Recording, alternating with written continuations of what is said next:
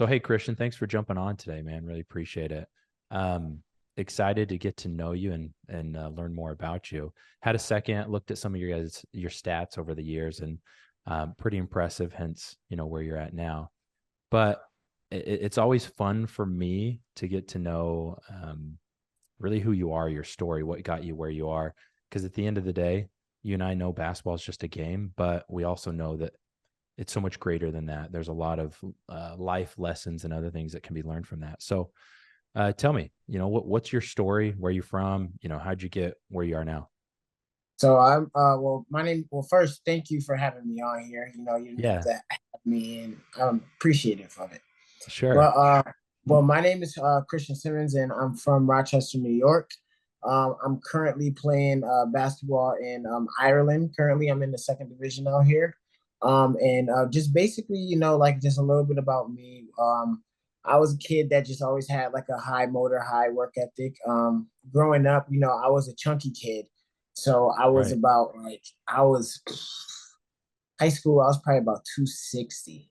So Wow. I was at like 260 at like 6'3". So I was I was definitely a bigger guy. So throughout my life though, I always played like guard because I was a real skinny kid. And then, my parents ended up getting a restaurant and stuff like that at a certain age. And, being a kid, just eating a lot. So then I Yeah. ended up Hey, getting a little hold on. bigger. What type of restaurant was it? They had a soul food restaurant. So, had a lot of like, Jamaican stuff, and then they also had like Right. burgers and all that type of food. So it was good stuff. I miss it, but I don't miss it. Sure, sure. No, that's Yes. cool. That's really cool. So you're in Ireland right now. I think you told me before you got out there about August. How you finding it out there? Obviously, they speak English, but it's definitely not American English. Yeah, so it's actually not hard to pick up at all. Some of them have hard accents, but like it's really not bad at all. Like I really adjusted to it easily, especially because before here, I was in Germany for a short amount of time. So Germany was way harder being that they got their own language. So Right. I basically just a piece of cake, to be honest with you. Yeah, I lived in England for a couple years, and Oh, you'd get okay. a mix of Irish, Welsh, Scottish, and the Scottish by far I think are the hardest to to understand. Right. Um, okay, so you've been out in Ireland since August. You just jumped on with this team. How many games you guys played? How far into the season are you now? So currently we are 4 games into the season. So we had I think 5 preseason games, and then we're in game 4. We actually play tomorrow afternoon. Right. So right now we started off a little rocky. We're currently 1-3. A lot of we played the number 1 team and the number 2 team, which Oh shoot. we had two close fought games with them, and then we played another good team where we lost at the buzzer. So we played Mm. actually. So yeah, so we're getting all of our tough games out now. So tomorrow, and in our last game we won. So hopefully tomorrow we go in, we handle business, play defense, all that type of stuff. We'll go in, get that win, and then we got two more easier games coming up after. So hopefully we can switch everything around in the next couple weeks. Yeah. Well, cool. Cool. Good for you. Yeah. The back to back playing some of the best teams, and then those buzzer beaters, man. Those are heartbreaking. Yeah, yeah, it was. So, I mean, walk us through your career, right? I see that you played, a couple years at a JUCO. I can best relate there because that's as far as I got. But you excelled, man. You went to a Division two, Division 3. Now you're playing professionally. So, yeah, talk us through. I mean, from high school to college, what that process looked like, how you got there. Okay, so from high school, what especially what I like to tell the kids, because like a lot of kids nowadays thinking just like scoring matters, Yeah. and and when you get to the higher level, scoring is not what just simply matters. Being that when I was a kid, I thought in my head like all I got to do is average 20 points a game, and then I'm gonna go to my dream school, which is Syracuse. Yeah. So even though I was about 260 in high school, my senior year I still averaged like 25 a game or something like that. Right. So after that, and I ended up getting like I made all the awards that you could make and stuff like that. But um after we won the championship in high school, I thought like, okay, where's my D1 offers? Like, but obviously that's not how it works. And Right. I didn't get offers out of high school. I did get interest from like nationally ranked JUCOs and stuff like that. But yeah, I didn't get like Division 1, Division 2s. I got a couple Division 3s, but a lot of people was like skeptical when it came to like my weight and stuff like that. Right. Because in high school, it wasn't a lot of social media back then. So they didn't know like how hard of a worker I was, to the point Sure. where do I need like will I lose the weight like if I had to, and stuff like that. So that was also a wild card. So out of high school, had a good high school career, stuff like that. End up going to community college, which was my first one was Mohawk Valley Community College. I went Right. there. That was a nationally ranked JUCO at the time. Okay. And my coach, I love my coach St. Croix, love him still to this day. But like after tryouts, I did good. I had a lot of players who I was playing with easily, even at my size. Right. But he had a conversation with me and he sat me down. He was basically like, "Yo, you're a good player. You can obviously play at this level, but you at your size that you're at is going to hold you back." Sure. And I'm honestly glad like he really was honest with me, Right. because after having that conversation with him, me and him decided to just redshirt that year. Yeah. And being that I did redshirt, that was probably the hardest time out of my career, only because like being that like in JUCO, like when you redshirt at a Division 1 compared to like JUCOs is totally different. Right. Division 1s, you're still traveling a lot of times. You get everything that the team gets, but when you're at like a JUCO, it's like you can't travel with the team. Only Right. thing you're doing is being a practice player. So I took it upon myself to, I wanted to be close to the team as much as I could. So at that point, I decided to be the cameraman. Wow. So So yeah, went from so playing to redshirting to cameraman. literally, so to playing to redshirting to cameraman. So yeah, so throughout that whole year, I was the cameraman and stuff like that, traveling with the team every game, did whatever I can. And then, I'm practicing with the team outside of practice. I'm still like, I'm running miles. I'm in the gym by myself or I'm shooting on the gun. Even Yeah. at certain points, my coach was like, giving me workouts and training me, because he was a physical education teacher, like within the college. I'm pretty sure it was. Right. It was so he was in the weight room a lot. So, he would give me the drills or give me stuff to do, and then I'll go do it because, I wanted to get better. So, after that year, like I'm pretty sure I lost like 20 pounds. So it was a good start. Yeah, But of course. yeah, but unfortunately, after that year, I chose to go closer to home. Um, just first year out of college, just my grades wasn't on a great point at that point, so I thought it would just be smarter. Right. So that's what I did. I ended up going home to Corning Community College, and by far, probably the best decision I ever made, Right. like 100%. So, and when I got to Corning, I got there, played my first freshman year, and by that time I was 20 pounds lighter. And with that 20 pounds, it made me easier to actually get on the floor, actually run up and down, actually defend. In my first year as a freshman, I think I end up averaging like 16 and 7, and I think I made like I made all conference. Yeah. So hold up. What's that feeling like? One, to go from, all right, I'm redshirting cameraman. I'm now 20 pounds lighter. I've now just moved and now I'm playing and I'm putting up some good numbers. Like, I mean, describe the feeling. It was a blessing. I would definitely say it was definitely a blessing, because like at certain points, like kids, like they go through adversity, especially out of high school, when they're the man, they're putting up 20, 30 points a game, they're getting all the attention, all the clout and stuff like that. But then when Right. they hit that point of adversity, now it's I don't know what to do, or I don't know how to handle it. And then at that point, a lot of times, especially with these freshmen and stuff like that, it comes to a point where they just want to quit. And like me personally, I love at that point, I love the game too much. Like I love the game too much to quit. So like that was a non-negotiable for me. So Right.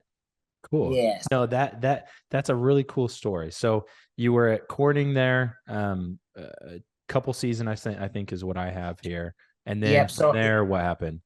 Yep. So from that year, my coach actually had like I was blessed to have some great coaches that actually sit down and talk to me because Good. at this school, Coach Bushy, loved that guy to death. Also, he actually had a conversation with me. He was like, "Hey, you're still, you're a good player, but you're still, on that line of, you're still a little overweight."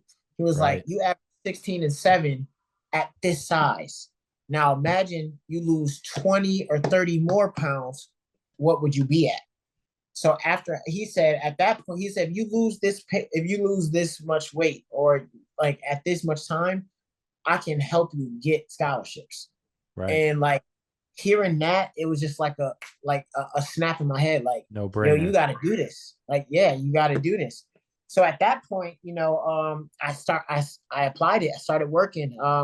I'm talking about waking up 5 a.m.s, conditioning myself, and I'm talking about like the dirty type of condition. Like I had garbage, like the sauna suit garbage bags. Yes, Um, sir. I'm getting in at 5 a.m. I might either run a couple miles or I'm doing like 60 minutes straight on the elliptical. Then I'll either go to class, or sometimes my assistant coach will come in at 6 a.m. and he would train me before school. And then at times, JUCO, everybody want to go scholarship, but like a lot of people don't want to put in the work.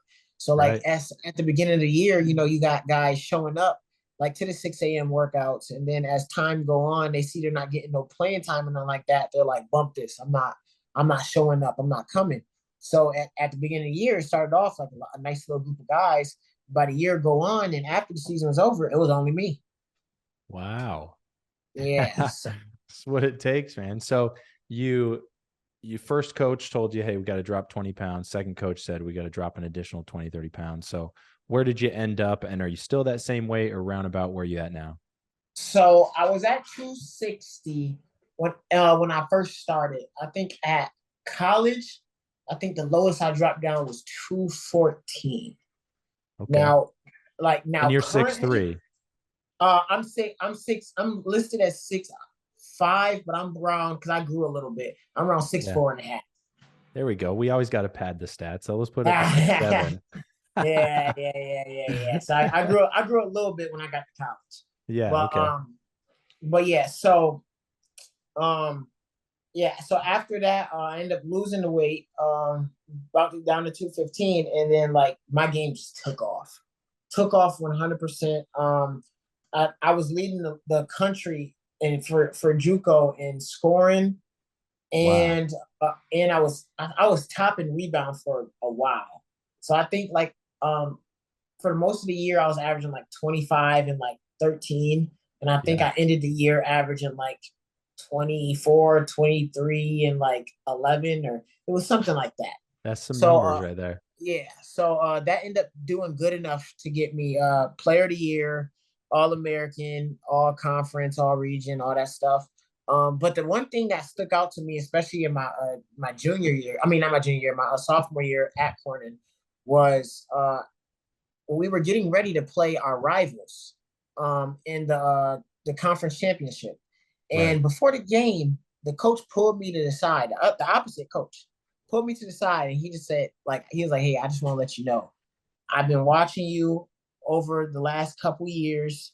Uh, you put in an amazing amount of work transforming your body, and I just want to let you know, even with my star guy on my team, I voted you player of the year." And like just Wow. just hearing something like that actually, like, that made me like happy. Like it Sure. really did. Like it really did. That made me happy. So I mean it was wonderful just to hear that come out of his mouth. Yeah. Um because he was a great guy. He was really a great guy. And I'm pretty sure I went on to have 47 that game too. You showed him then too. That's Yeah, but he was that's he was funny. my I, guy I though. was I was thinking maybe he did that. Maybe he did that to say, all right, let's see what we can do to soften, Christian up here a little bit. get him, Yeah, get his focus lost. But dang, 47. yeah, that was That one of is a my high. that's one of the coolest transformations too, right? I mean, I imagine again from the body weight, losing that weight and everything else, like the ability to move, to cut, to jump, to everything that basketball entails. You probably were at just a whole nother level because of that. Right. Yeah, it So was definitely easier. yeah, that is a cool story. So all right, we ended up there. And then I see here what at one time or another, Mansfield University, Walsh, Sunny. Yep. What's the rest? So after JUCO, that's when I had all my offers and stuff like that. Had Right. tons of Division II offers. Had interest from like 5, 6 D1s. The only thing about me is my game is a tweener. I'm like a mellow Draymond type, but I'm Right. not 6'8", 6'7". Right. So to D1 coaches, that's like you might hit or miss. You might hit or miss. So I did take a visit to Iona. That was a beautiful school back when the Hall of Fame coach was there. I think it was I don't want to get his name mixed up, but I think it was like Mr. Clues or something like that. Um Iona before Rick Gas. Let's see who we before got Rick here. Pitino got there. I don't have it here. We'll pull it Uh, up, figure it out. okay, but yeah, so took a visit there. It was nice. But I had a bunch of other Division IIs and a couple other D1s I was looking at. But the only thing is, and this is why I like to tell the kids too, don't get caught up on trying to just go D1. Don't have that D1 mentality or bust, because that's what I had. I'm not gonna lie to you. I had that Right. mentality. Like I worked my behind off. Like, hey, I want to go D1. Right. So with that being said, I lost a lot of D2s sitting here waiting around, and I was always respectful to the coaches, but Sure. I really wanted to go D1. And then when like a lot of the D1s didn't fall through, it was like I had like the thought of maybe trying to go to Iona, but I didn't see myself in their system. I really just didn't. So Yeah. then by that time, a lot of my D2s were gone. I had only a couple left I had the opportunity to go to. And then that's when I chose Mansfield. And don't get me wrong, I didn't choose Mansfield on just like, oh yeah, last option. I actually liked the school. The coaching staff was very great. I had a couple friends and one of my teammates that actually went there. So it was an Right. easier decision out of the ones I did have. So then when I did go to Mansfield, I was having a really good year. Throughout like the first 6, 7 games, I was averaging like 18 a game. Sure. But then I ended up getting injured on my knee. And instead of sitting out, I'm a little hard headed. I'm not gonna lie. So then my knee started affecting me. I had a slight tear in my knee, but it wasn't big enough to get surgery. But it was Right. just consistently hurting. So like with me kept playing on it, that's what led for like my stats to go down from Right. like 16, 18 to end of the year averaging like 14. And I and mean, like here's the hard thing about injuries, and it depends on the culture of the team, the coach, and everything else, and the player, obviously. Injuries obviously need to get the proper recovery, but there's the pressure I feel a lot of the times of, you know what, if you're not playing through these injuries, Christian, like, are you the real player that we need? Are you the right person? And you'll kind of get that pressure, I think, from players and coach. So that one's a hard one to juggle, because then in a position like what you said, right, you're playing on an injury there, and those knee injuries, those are a big deal, right? Career ending for some people. At the end of the day, that can affect your game overall. So tough. Those are tough situations. Yep. Yep. So then, being that I did have a good enough year, that's when I had the hard decision. But I wanted to enter the transfer portal, and the reason why I wanted to enter the transfer portal was I liked it at Mansfield, but some people that I did play with, they didn't take it as like serious as I wanted to, and Sure. I wanted, like, with my senior year coming up, I wanted to take the chance to try to like play for a national championship. So then that's when I end up going to Walsh University. And Walsh University was one of those like schools. They won 3 championships. But before I went there, they won 2 championships back to back. And then I think they ended up winning 2 more after I left. Like after I played my 1 year there. Sadly, when I was there, we didn't win. And that's what sucks because they won both before, then they won both Man, after. And I was just like, oh my God. so I'm happy for close. all I'm happy for all my guys that did it, Yeah, that won, but that hurts. But going to Walsh, definitely like that was one of those schools where it's like had a lot of tough coaching.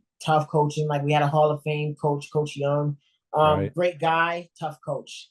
Yeah, and Do you I mean had some. do you mean tough in his mentality and how he coaches, or what do you mean by that? So I mean, like tough in his mentality, like Yeah, definitely tough in his mentality. So you have to buy into the system, and if you're not doing stuff right, you're not going to play. And I always like, even though that was probably my 1 year where I probably did struggle. Even though I did come off the bench. My average probably like around 7. And it was really efficient. Walsh definitely helped me become a very efficient player. I think I was shooting 40 from three and 50 from the field.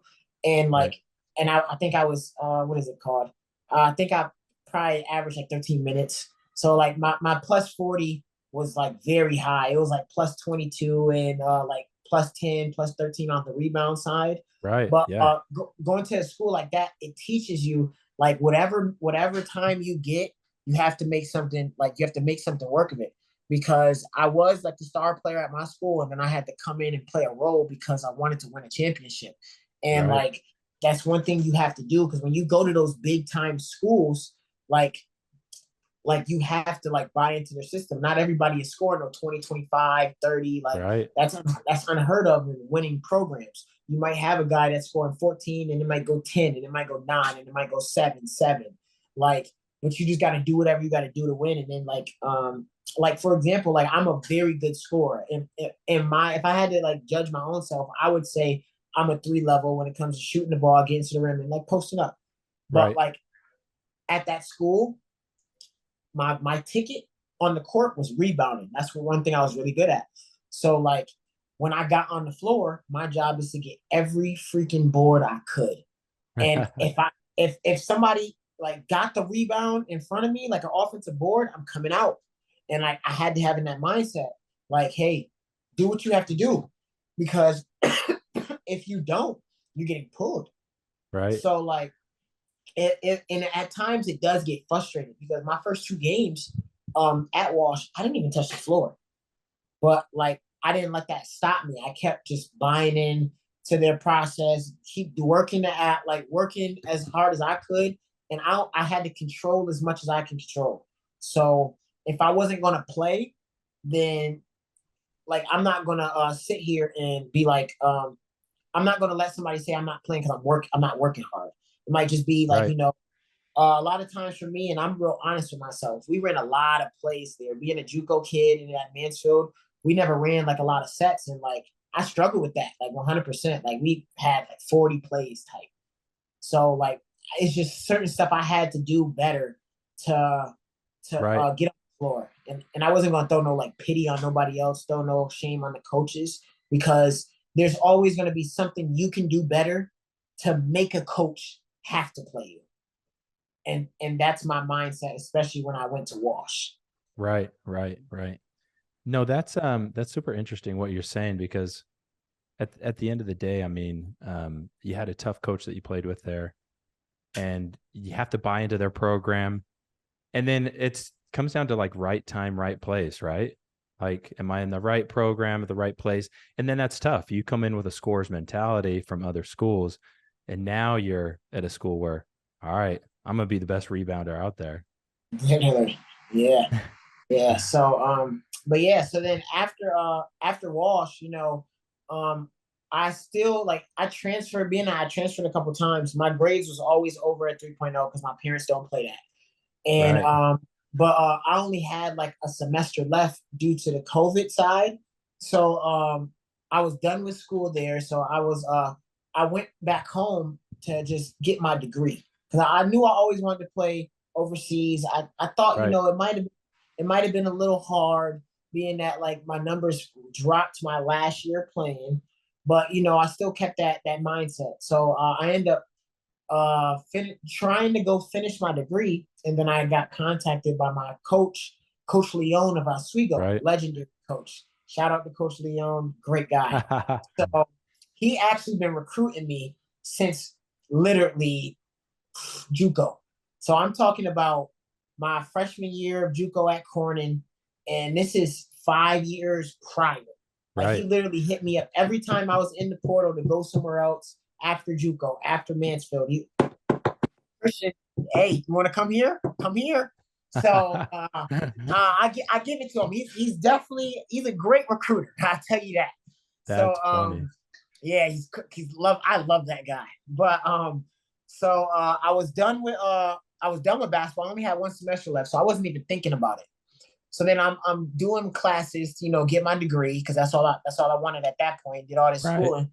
So then he hits me and he's like, "Hey, you can join my team in December. You can come here, get your degree, and help us win a championship." So at first I was a little skeptical, but then I was like, I mean, what can you do? Like it's a lot I could get out of it. So it's like I could get my degree, I could be able to, play one more year of basketball, one half a year of basketball, which that was unheard of. Right. So I ended up taking a chance, and I knew they were good before I came there. So I just focused on when I got there, I did whatever I can do to help them. So when I did get there, they had a ton of great guards like Jeremiah Sparks.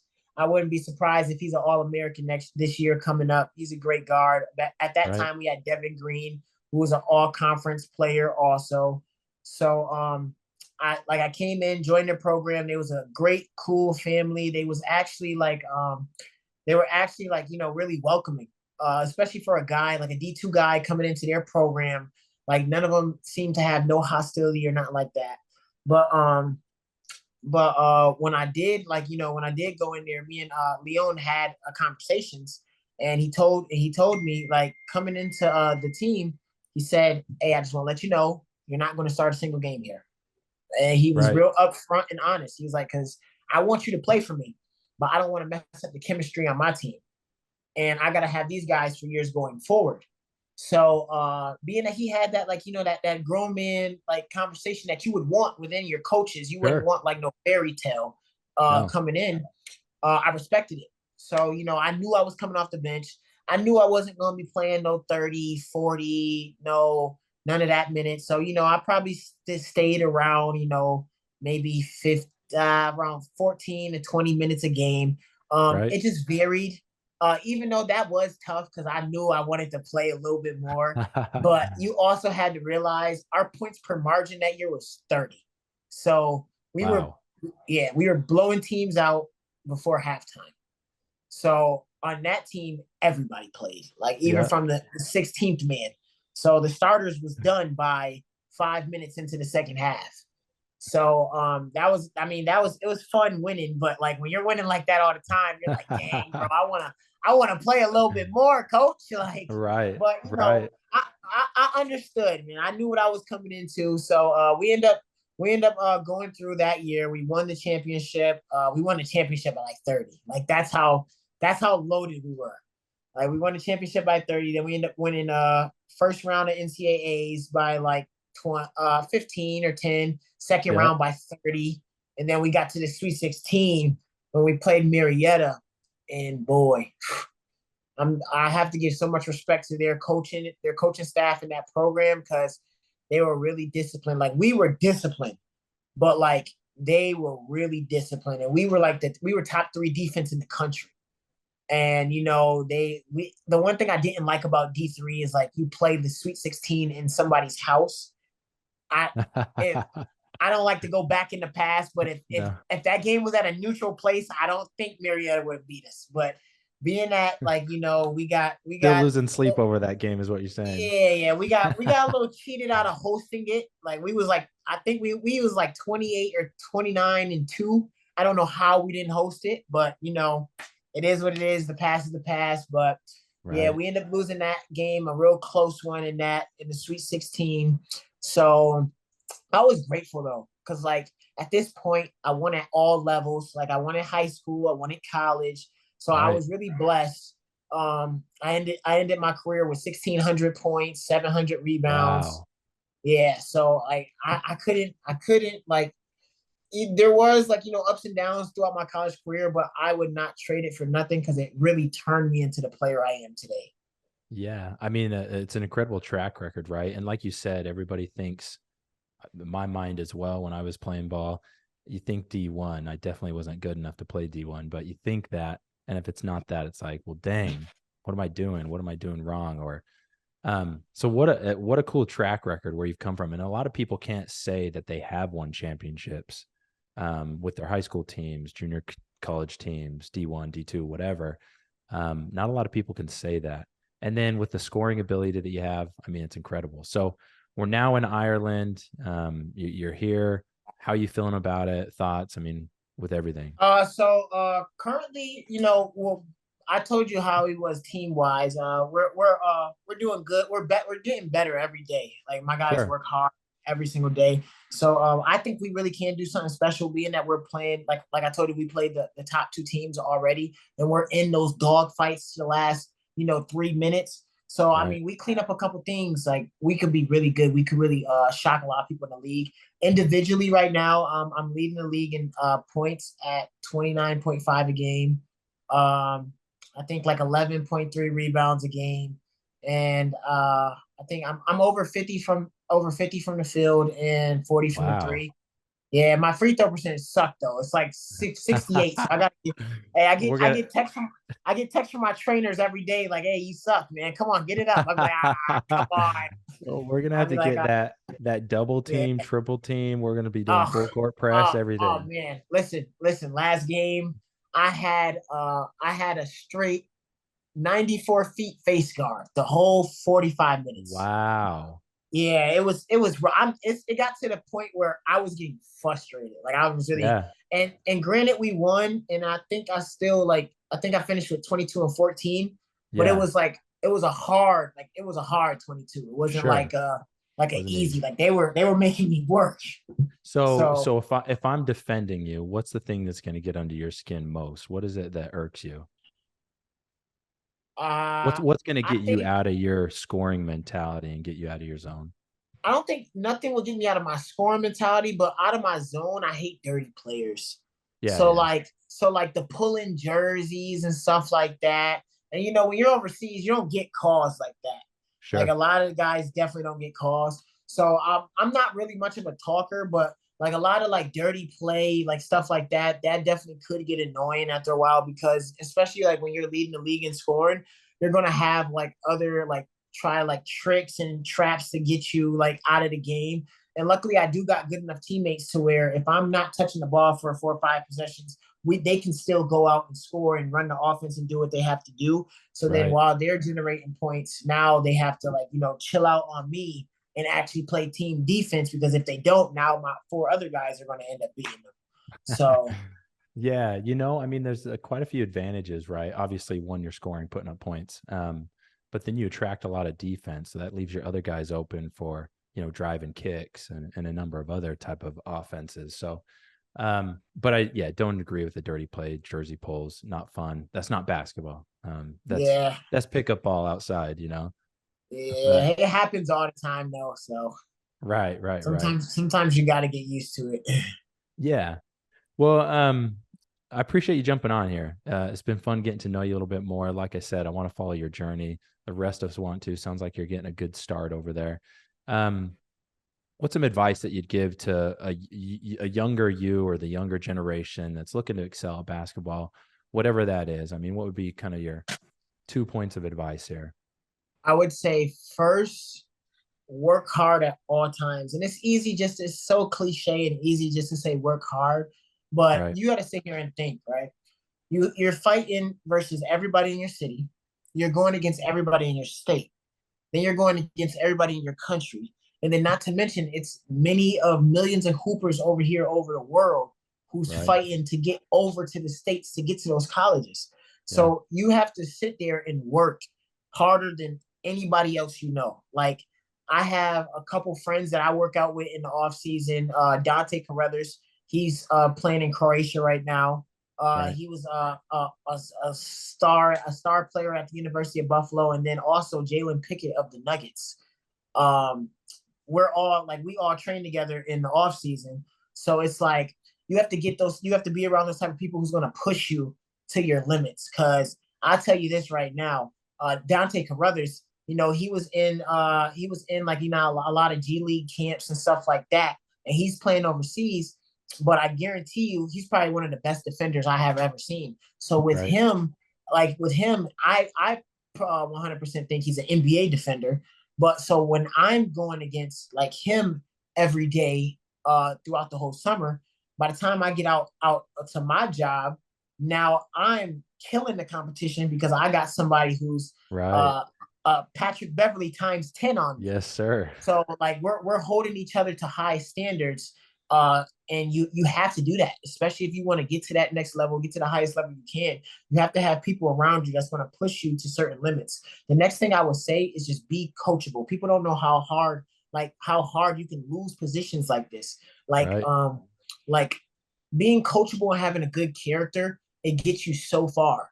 Like I was playing a couple days ago versus a super league team out here, and I was playing really well, like really well. I had like 22 versus them, but I ended up spraining my ankle a little bit, so I didn't get to finish the game. I sat out the whole fourth quarter. But Right. after the game, I like to go up to people and like I asked the coach. I said, "Hey, what do you think? What do you think I could do as a player, like to get better, to want to be at the Sure. high level?" And he gave me a really good compliment.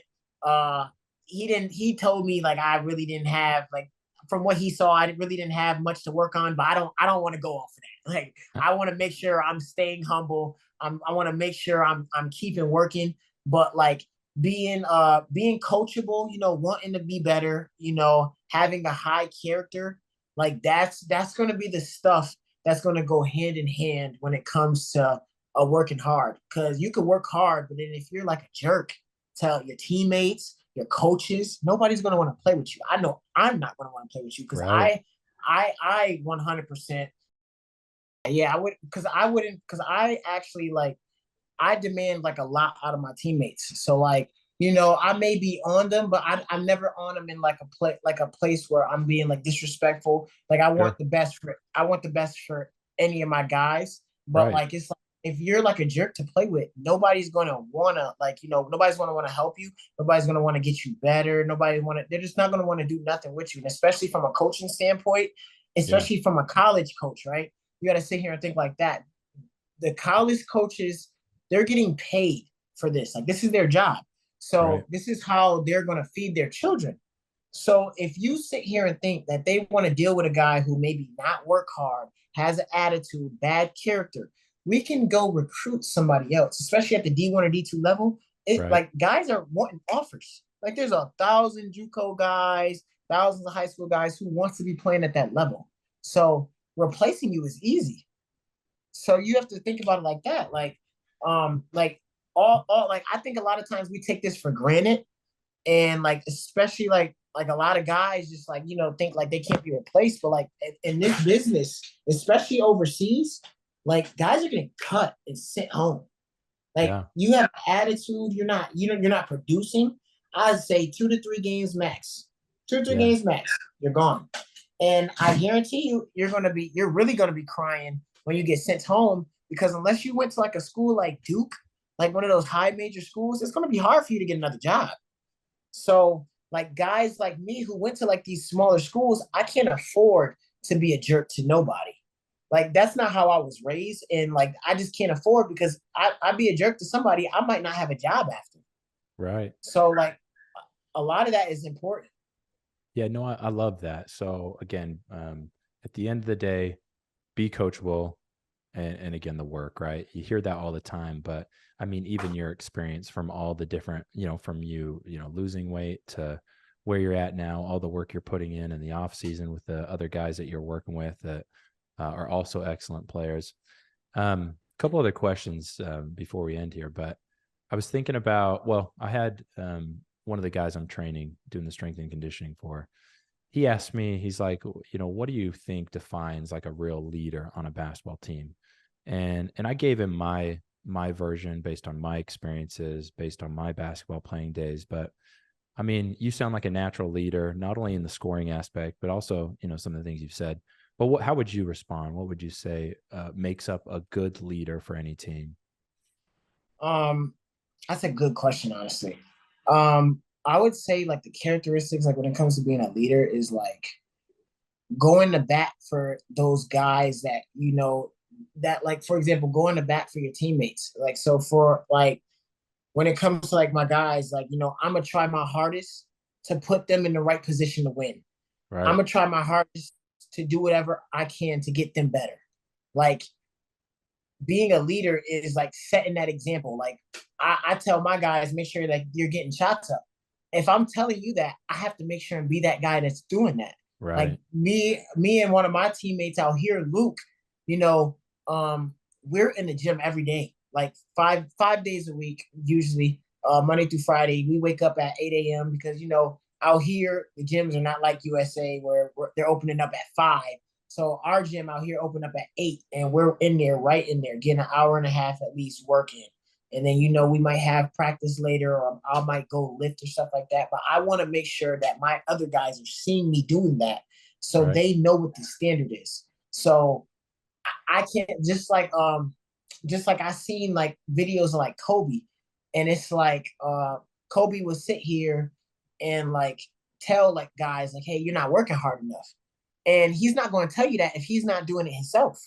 Right. Like, you have to expect the most out of everybody. And when you expect that, you have to show it yourself. So that's what I think, being a leader is. You gotta actually lead by example. Yeah. No, that's super valid. I love that. I think that's cool. Um, in relation to your training regimen, we didn't get much into that, so I did want to find out Yeah. what is your right. You've got your skill stuff that you work on. That's the in game. That might be shooting. That might be dribbling. That might be your movement around ball screens, pick and rolls, all the above. That might be more of your skills training. So skills training, actual strength and conditioning training, and everything. I mean, what does that regimen look like for you in a day? Like if I were to today's Friday, if I were to come with you on a weekday, what am I doing with you? Start of the day, end of the day.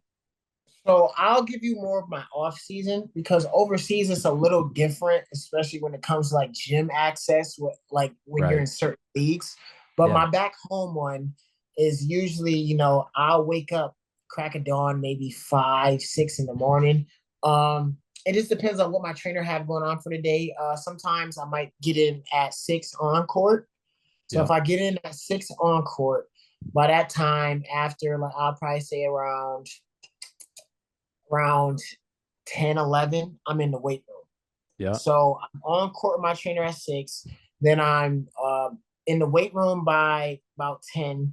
In my weight room, that's when I'm doing, like, plyometrics. That's when I'm doing my heavier lifts. That's when I'm doing my balance stuff. Yes. Uh, because like all that stuff is very important, especially like when you're playing at these high levels. Because back in the day, if I start lifting with my dad, he'll be, hey, throw heavy weight, throw heavy weight. But like, once you start getting to like those higher levels, like I got certain trainers to where it's like it's not all about just lifting heavy. It's about Yeah. moving.